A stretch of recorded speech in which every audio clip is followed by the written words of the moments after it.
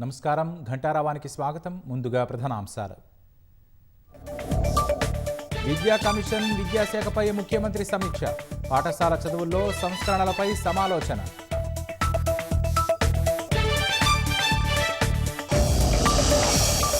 కంచ గచ్చిబౌలి ప్రాంతంలో సైబరాబాద్ పోలీసుల ఆంక్షలు.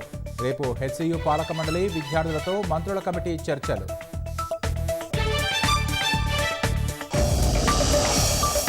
సర్కారు సంకల్పానికి విపక్షాలు అడ్డుతగులుతున్నాయన్న కాంగ్రెస్. సాధ్యం కాని హామీల వల్లే భూములపై కన్నుపడిందని బీజేపీ ధ్వజం.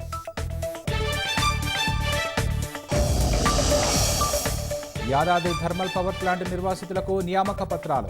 ఏడాదిలో 53,000 మందికి ఉద్యోగాలు ఇచ్చామన్న భట్టి విక్రమార్క.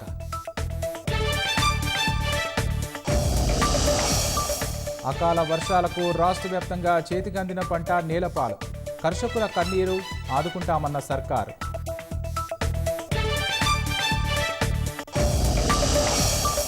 వక్ఫ్ చట్ట సవరణ బిల్లుకు ఉభయ సభల్లో ఆమోదం. అట్టడుగు వర్గాలకు మేలు జరుగుతుందన్న ప్రధాని.